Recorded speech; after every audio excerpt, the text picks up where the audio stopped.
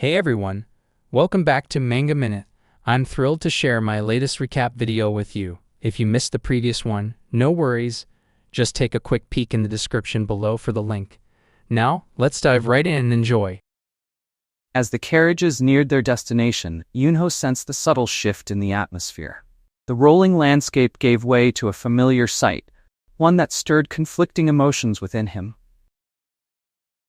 A glance from one of his trusted warriors confirmed what he already knew. They were approaching the imposing figure of Mudang Mountain. In the carriage beside him, Li Ryang had been resting, his youthful face relaxed in the deep sleep of someone who had been traveling for days. Without a word, Eunho roused him from his slumber. The drowsiness in Li Ryang's expression quickly faded as he took in the view ahead. His eyes widened in disbelief, his breath catching for a moment before pure excitement overtook him. His heart swelled as the realization hit him.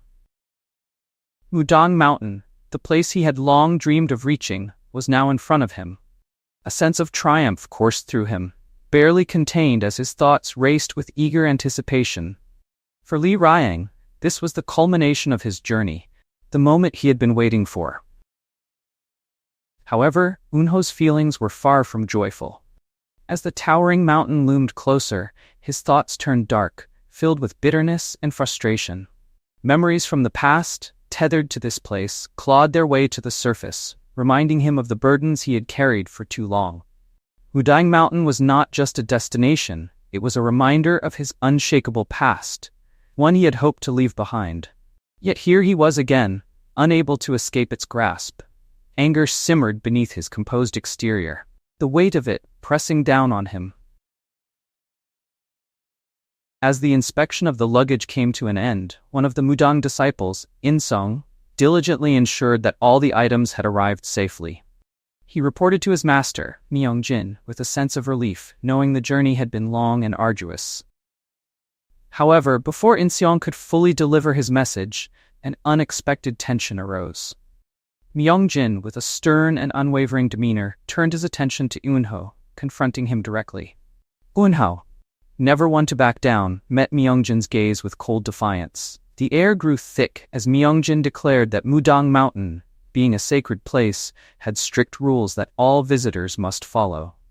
To ascend the revered mountain, weapons had to be surrendered. The words hung heavily in the air, but Eunho's response was immediate, his pride and authority refusing to bend to such a demand. The idea of parting with his sword, an extension of himself, was unthinkable. The sword was not just a weapon, it was a symbol of his power, his identity, and his protection.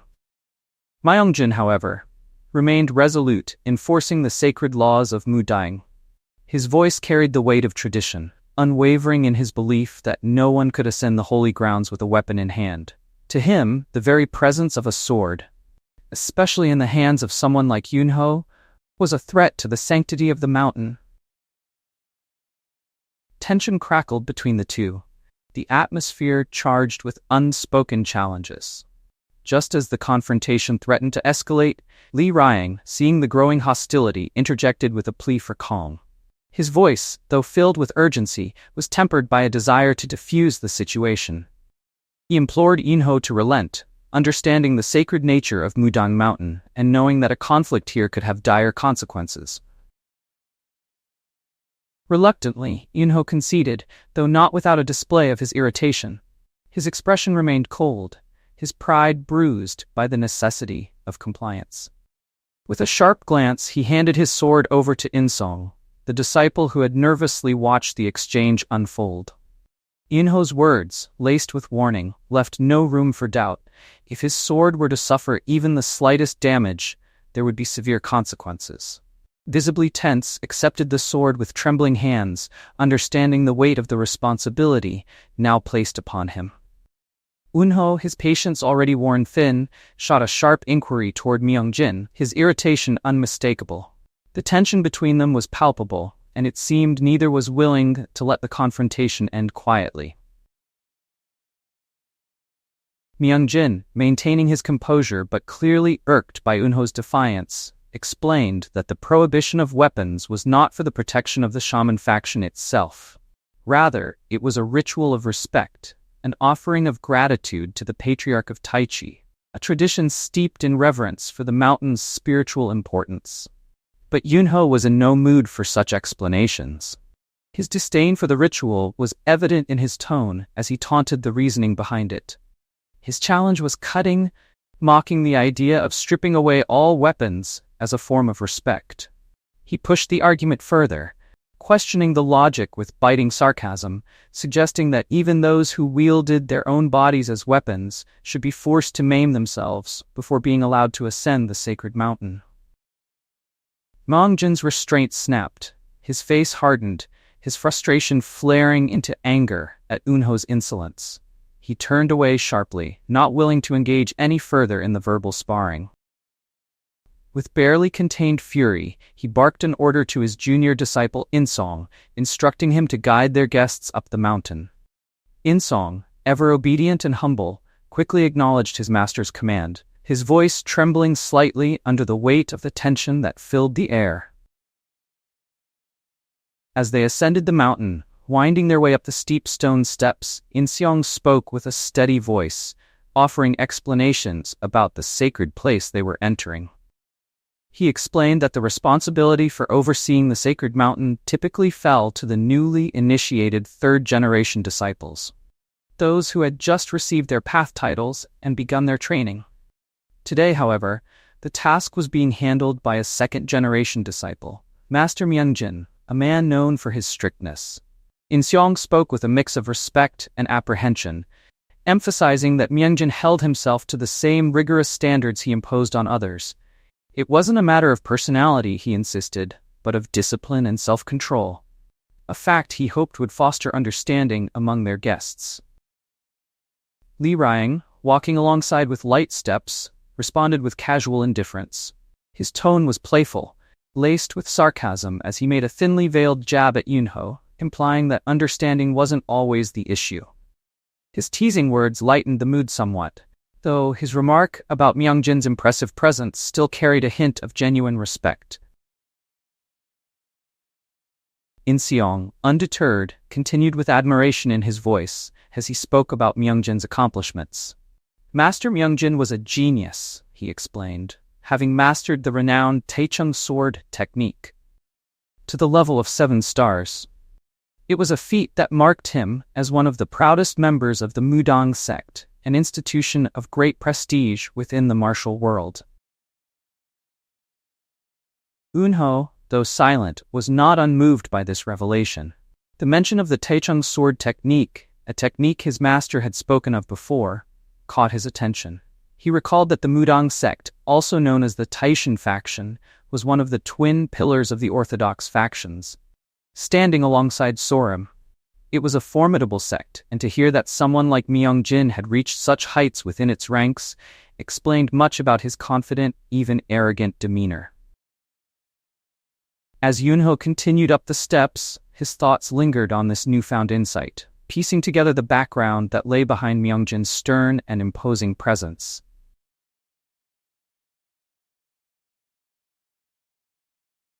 As they finally reached the peak of the mountain, the towering gates of the Mudang sect came into view. The grandeur of the sight struck Li Rying immediately. His excitement was palpable as he marveled at the imposing structures before them, the seat of the legendary Mudang faction. The majestic architecture, nestled among the sacred peaks, commanded awe and reverence, a testament to centuries of martial tradition. Their arrival did not go unnoticed. A figure emerged to greet them, an elder with an air of authority and wisdom.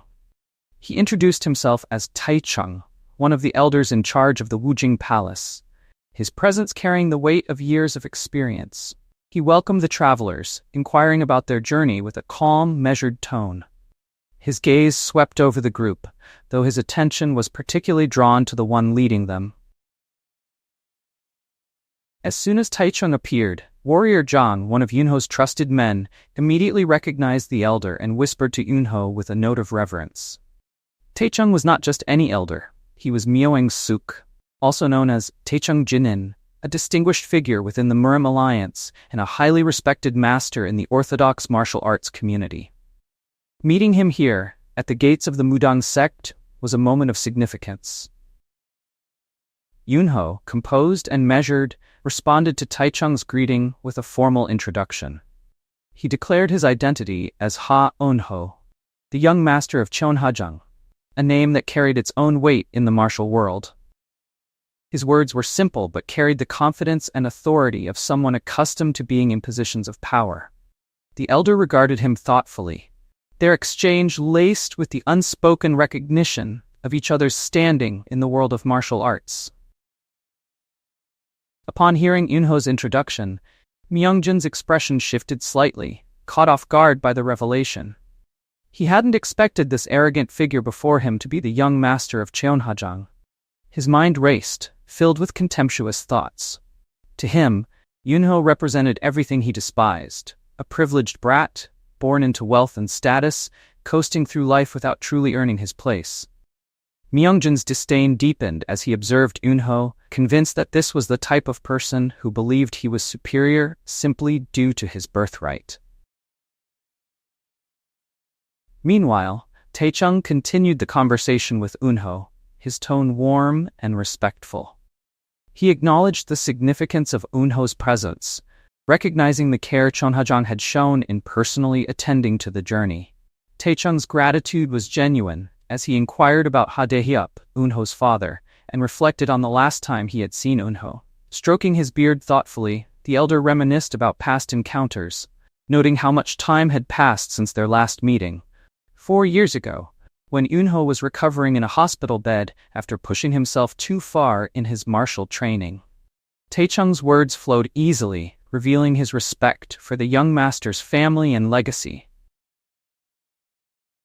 However, as Taechung continued to speak, Eunho's interest waned. The elder's long-winded reminiscences did little to hold his attention. Exhaustion from the journey had already begun to take its toll, and the prospect of climbing the mountain had only added to his irritation. Eunho's demeanor grew colder as he interrupted, his voice carrying a tone of impatience. His weariness was evident, and he made it clear that he hadn't come all this way to engage in endless conversation. Rest was what he sought, and the longer Taechung spoke, the further away that rest seemed. The atmosphere shifted slightly at Eunho's blunt remark. Though Taechung remained composed, the weight of Eunho's impatience hung in the air. The elder's warm greeting was met with indifference, signaling that Eunho's mind was focused elsewhere. Eager to put the pleasantries behind him and find a moment of reprieve from the taxing journey. Myungjin's anger flared as Eunho's casual dismissal struck a nerve. The young master's indifferent response, claiming exhaustion from the journey, only fueled Myungjin's growing frustration. He couldn't bear to see his master Taechung treated with such disrespect, and his voice rose as he chastised Eunho for his rudeness. But before the situation could escalate further, Taechung intervened, his calm voice cutting through the tension. He rebuked Myungjin, reminding him that the young master's fatigue was understandable given the long journey they had undertaken. It was not disrespect, Taechung pointed out, but exhaustion that had caused Eunho's brusque response. Myungjin, humbled by his master's words, bowed his head in apology, realizing he may have been overly sensitive in his reaction. Taechung, ever gracious, turned to Eunho with an apology of his own. He acknowledged the hardships of the journey and expressed regret for being overly talkative in his joy at seeing the young master. With that, he calmly issued orders for Myungjin to arrange accommodations and meals for their guests, allowing Eunho the rest he clearly needed. As Myungjin bowed and began to carry out his master's orders, his mind still churned. He questioned whether he had overreacted or if Eunho had intentionally provoked him. There was something about the young master's demeanor that unsettled him, a sense that the arrogance he despised so much was deliberate. His gaze lingered on Eunho, searching for a sign of that intent. And then, it happened. Eunho, standing calmly as if nothing had occurred, stuck out his tongue ever so briefly in Myungjin's direction, a subtle but unmistakable gesture of provocation.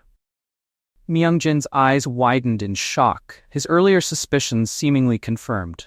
The young master, for all his poise and composure, had mocked him openly, further deepening the silent tension between them.